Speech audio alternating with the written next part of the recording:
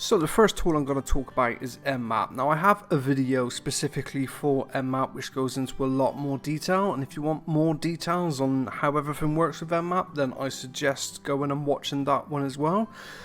But Nmap is a crucial tool for network scanning, for identifying vulnerabilities, even exploiting vulnerabilities. Nmap is insanely powerful and way more powerful than I knew early on in my career. I was so naive and I thought it was just for identifying whether hosts are online or mapping out networks and finding out what services are online, but there is so much more you can do with Nmap. Now, on my screen what you can see is I've run a quite reckless scan, if I'm being honest. I wouldn't recommend running this self, especially against production environments. If you're just throwing it up against Metasploitable 2 in your own lab, then by all means go for it, but I will break down the commands and I'll show you what they're doing, and essentially this is a pretty good example, if not a very bad example of practice, of what Nmap can find. So I've done an Nmap and I specified my source port as 53, and the reason why I specified the source port as 53 with the -G flag is because it can help with firewall evasion. What you may find in a lot of networks is that the administrator has configured the firewall to allow traffic in from any source on port 53. So this could help with a bit of firewall evasion. If it's configured to block all traffic but suddenly, for some reason, allows DNS in, then because your packets are coming from 53, it sees it's DNS traffic almost and it will send it through the firewall.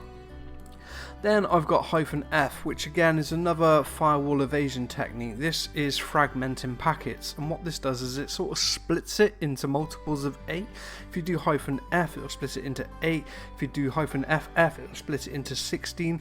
And this again is another tactic used for firewall evasion. It wasn't essential for this scan, but I just wanted to include it just to show again the power of Nmap. Then I've got the SV flag, which is to identify service versions. That's how I remember it, SV, service versions. And what it will do is it will go through and perform a banner grab on the different services that it identifies, and it will try to find out what versions of those services are running based on the banner. A bit like if you were to telnet or to netcat to a service and query it, you'd usually get the banner at the top that says HTTP or Apache 2.4 or something like that. That's what SV does. Then I have -PO, which you can just do with -P, but it just specifies all ports. Then I've got -O, which is to try and force operating system detection. And then I've got this wonderful flag called -script, and this again is probably where the danger comes in.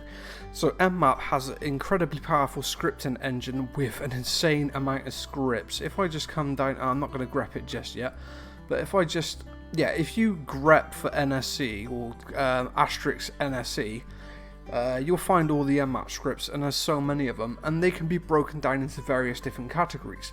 And what I've done is I've specified the categories, so it will run all scripts in those categories. So as you can see there, I specified vuln, auth, brute, and exploit.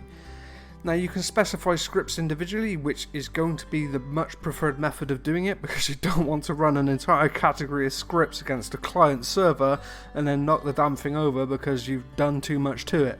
So what I've done here, definitely not recommended, but it's a good example to show you just how powerful Nmap is. And then I specified the IP address of the target, which is my Metasploitable box in my test environment, and then I've got T5, which just says get a move on and do it quickly. So you can see I've got a bunch of errors at the start here, but what you can see is that it starts brute forcing the box. So again, it has built-in brute force functionality. It's not really a vulnerability scan, but if it finds weak credentials, I would say that's a system weakness. But anyway, I didn't want to focus too much on that, so I got rid of the brute flag, which I specified there, the brute script. So I got rid of that, but it was just nice to include it just to show what it can do. And that will go through all the different services, probably starting at lowest and working its way up. You can see there it's done SSH brute.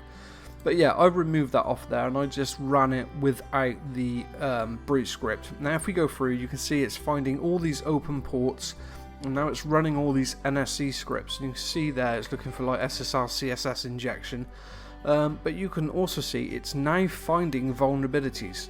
So you've got VSFTPD 2.3.4 and it has a backdoor in it. I believe this is the backdoor where if you specify a smiley face as the username, it will just log you in regardless. Feel free to Google that one.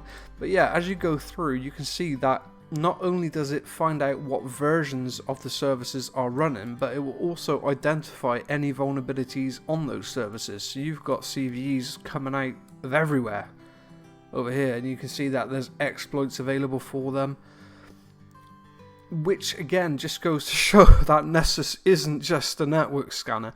It's an insanely powerful tool that you can use to identify vulnerabilities. If you're in a tight pinch and you can't get other software set up, definitely Nmap would be my way to go. Did I say Nmap a minute ago? But yeah, Nmap is one of my favourite tools. It's always there, always reliable, and will help you identify a bunch of vulnerabilities, which then you can go and find other scripts for or other tools for to verify it. But yeah, I would say Nmap is probably at the top of the list for vulnerability scanners. You know, it's easy to get it installed. Take it with you everywhere you go. You can even run some scripts against certain web apps and things like that. So yeah, definitely don't overlook Nmap.